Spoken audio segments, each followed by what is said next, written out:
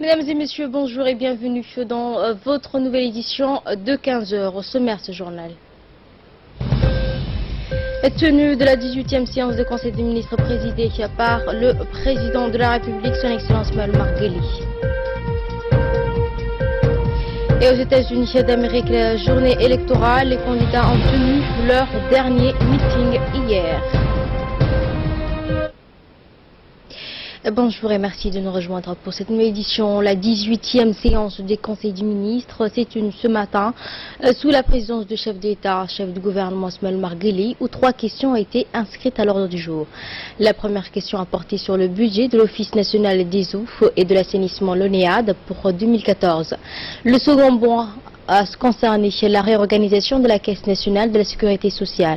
Et enfin, un troisième point sur la mise en place de la Commission nationale de la communication et de la composition de ses membres. Le ministre des Affaires étrangères et de la coopération internationale, porte-parole du gouvernement, Mohamed Ali Youssouf, nous résume à présent le contenu des travaux de ce Conseil. Bismillah ar-Rahman ar-Rahim, sous la présidence du chef de l'État, son Excellence M. Ismaël Omar Guelleh, s'est tenue la 18e séance du Conseil des ministres en ce mardi 8 novembre 2016. Est inscrite à l'ordre du jour 3 questions. La première question concerne un projet de loi portant approbation des comptes financiers de l'ONEAD pour l'exercice 2014. En 2014, le volume d'eau potable produit par l'ONEAD s'est élevé à 17 073 000 mètres cubes. Le volume d'eau facturé aux usagers sur la même période s'est établi à 11 millions de mètres cubes. L'Office a réalisé au titre de l'exercice 2014 un chiffre d'affaires de 3 milliards 218 millions de francs Djibouti, en augmentation de 5,6% par rapport aux réalisations de l'année 2013. Le bilan des comptes financiers de l'ONEAD pour l'exercice 2014 est arrêté en produit à 4 milliards 3 millions 527 110 000 francs Djibouti et en charge à 3 milliards 965 986 000 francs Djibouti, avec un résultat net de 37 millions 541 027 francs Djibouti. La deuxième question est relative à un projet de décret portant organisation de la Caisse nationale de sécurité sociale. Ce projet de réorganisation de la CNSS vise à répondre aux nouvelles orientations de la Caisse. Sécuriser les flux financiers physiques, préserver les équilibres généraux et par branche de la Caisse, mettre à niveau les systèmes d'information de la Caisse, assurer toutes les prestations sociales attribuées ailleurs à plusieurs caisses, renforcer les structures de soutien aux activités opérationnelles et enfin, l'impact financier de cette organisation représente 1% de la masse salariale globale de l'établissement. La CNSS, pour accomplir cette mission, a dû engager un vaste plan d'action mobilisant des ressources humaines et matérielles. La troisième question concerne un projet de décret portant désignation des membres de la Commission nationale de la communication. Les nouvelles technologies de la communication ont connu des mutations rapides. La régulation du secteur de la communication s'impose. La commission est créée par la loi numéro 114 en 2015, 7e législature. Elle a été mise en place dans l'objectif de conseiller et soumettre au gouvernement et aux institutions publiques ses avis et recommandations en matière de liberté de communication. Ses membres sont au nombre de 9. En fin de séance, le Conseil des ministres a pu écouter les comptes rendus et rapports établis par le ministre de l'Habitat et de l'Urbanisme et de l'Environnement, rapport relatif à la mission de travail qu'il a effectuée au Qatar du 23 au 25 octobre 2016. Le ministre de l'Économie a pour sa part également fait un compte rendu au Conseil sur sa participation au Forum économique des affaires Turquie-Afrique qui a eu lieu du 2 au 3 novembre à Istanbul, en Turquie.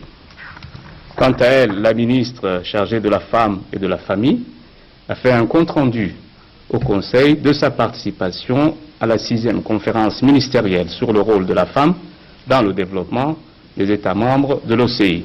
Cette conférence a eu lieu du 1er au 3 novembre à Istanbul, en Turquie. Et l'ambassadeur de la République de Djibouti au Qatar, M. Dave Dobad-Roblé, a été reçu hier par le vice-premier ministre qatari, Ahmed Ben Abdallah Ben Zayed Al Mahmoud, également en charge des conseils du ministre. Les discussions entre les deux hommes ont porté sur les relations bilatérales et les voies et moyens de les renforcer. Les deux hommes ont mis en exergue les potentialités des deux pays et vont soumettre à leur autorité hiérarchique respective l'idée de la mise en place d'une commission ministérielle mixte afin de donner une nouvelle impulsion à la coopération bilatérale, rendre effectifs tous les accords signés entre les deux parties et multiplier les contacts entre dirigeants des deux pays. L'ambassadeur Dave Dobad-Roblé s'est félicité du rôle prépondérant joué par le Qatar dans la sous-région et qui a permis notamment la libération de nos soldats et qui étaient détenus en Érythrée. Il a souhaité la poursuite de ces actions afin que tous nos prisonniers puissent recouvrir leur liberté. Il s'est également félicité du rôle joué par le Qatar en Somalie et émis le souhait de voir les deux pays agir de concert dans ce dossier. Le comité mixte des experts djiboutiens et éthiopiens chargé de définir les modalités d'exploitation de la nouvelle ligne de chemin de fer Djibouti-Addis Abeba s'est réuni ce matin au Palais du Peuple. Ces experts doivent discuter et finaliser tous les documents juridiques et institutionnels à l'approche de la mise en exploitation de la nouvelle voie ferrée. Ce comité mixte des experts est co-présidé par les deux directeurs généraux des sociétés de chemin de fer, en l'occurrence M. Mahmoud Roblé Dabar et son collègue éthiopien Gedacho Bretrou. Les experts se sont penchés sur les conditions générales de la profitabilité et de l'efficacité de cette nouvelle ligne de chemin de fer, mettant en exergue les relations de coopération existantes entre les deux pays et sont très anciennes. Ont assisté à cette réunion les hauts cadres de l'administration et des établissements publics, dont notamment le premier conseiller de l'ambassade de Djibouti, M. Abdi Haïbi. Les directeurs des affaires bilatérales, M. Yassine Hussein Douali, le directeur de la terminale conteneur du port de Djibouti, M. Wahib Dabar Dahir Aden, ainsi que d'autres cadres djiboutiens. Cette réunion des experts doit durer 2 jours. Elle sera suivie d'une réunion ministérielle mixte co-présidée là aussi par le ministre de l'Équipement et Transport, M. Mohamed Abdelkader Moussa Helem et son collègue éthiopien. Finaliser les documents. L'objectif de cette réunion technique est de produire une version finale des accords à soumettre aux appréciations et à l'adoption par les autorités politiques des deux pays. Et en vue de combattre tous les vecteurs transmissibles de maladies, dont les mouches et les moustiques, l'Institut national de la santé publique et le ministère de la Santé, par le biais de son service de contrôle de la maladie, a lancé hier après-midi des opérations de pulvérisation dans le secteur de Beka-12. Ces pulvérisations d'inspection avaient commencé 3 jours plus tôt dans la commune de Blabla. Ces opérations se poursuivront de la commune de Blablaus et de Razdika. Ces interventions ont pour objectif de réduire la multiplication des moustiques principaux vecteurs de la transmission du paludisme, mais aussi contre les mouches et insectes responsables des infections diarrhétiques. Ces pulvérisations d'insecticides permettent de détruire des gîtes lavaires.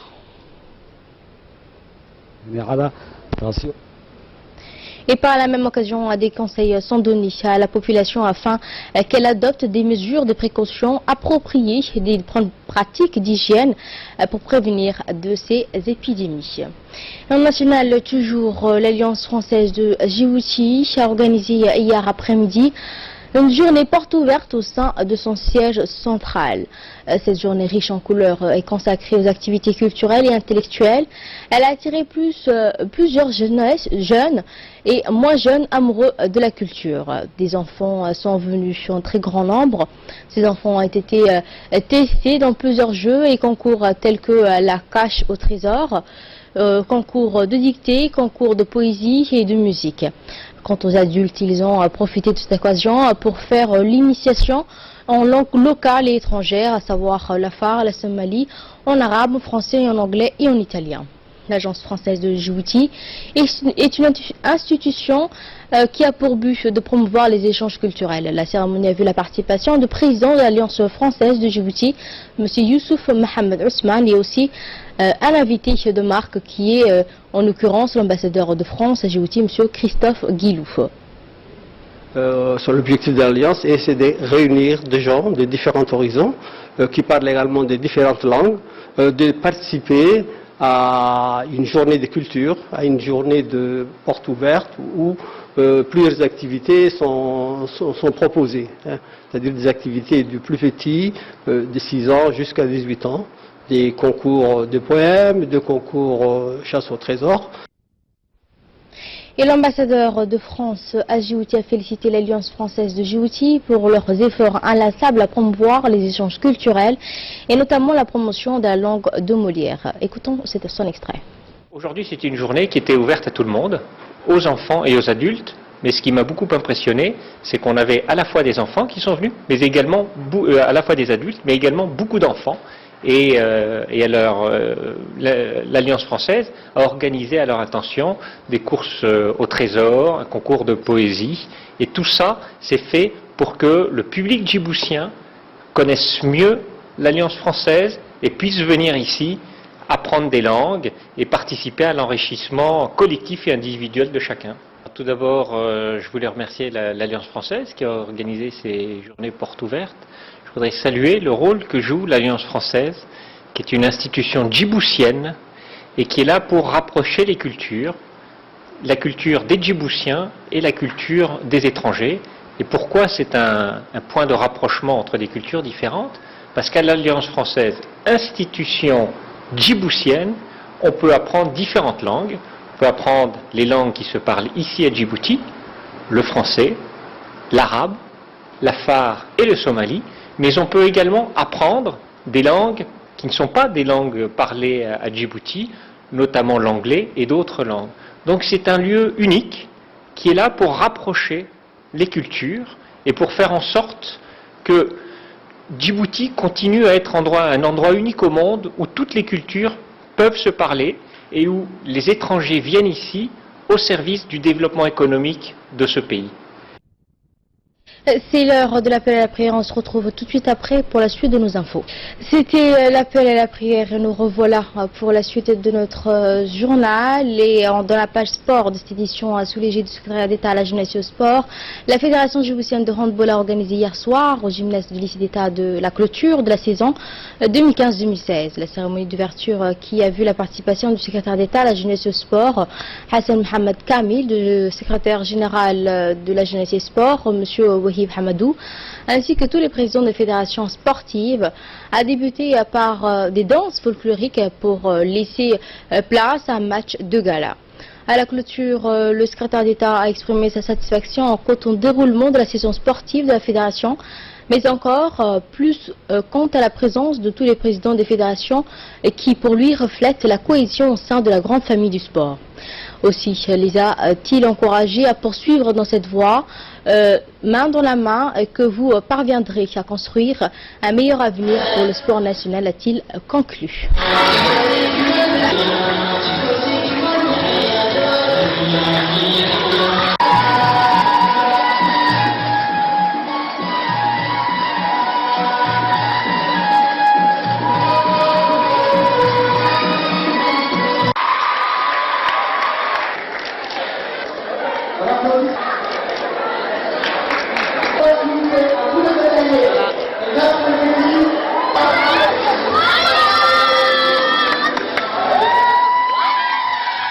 Secrétaire d'État à la jeunesse et au sport, la Fédération djiboutienne de handball vient d'organiser ce soir la clôture de sa saison sportive 2015-2016. Cette saison a vu la participation de plusieurs équipes et plusieurs trophées ont été remis lors de cette cérémonie de clôture. Et passons de là à ce qui fait l'actualité à travers le monde. L'actualité internationale est dominée par les résultats. qui apparaîtront tard ce soir sur la présidentielle américaine. Alors pour éviter les incidents entre partisans d'Hillary Clinton et Donald Trump, la police a été fortement mobilisée. Hier, Hillary Clinton a tenu son dernier meeting à Philadelphie, Pennsylvanie, l'un des États clés que la candidate démocrate doit remporter pour décrocher la victoire. Pour l'occasion, Barack Obama, Michelle Obama, son épouse Bill et sa fille Chelsea étaient présentes sur la scène.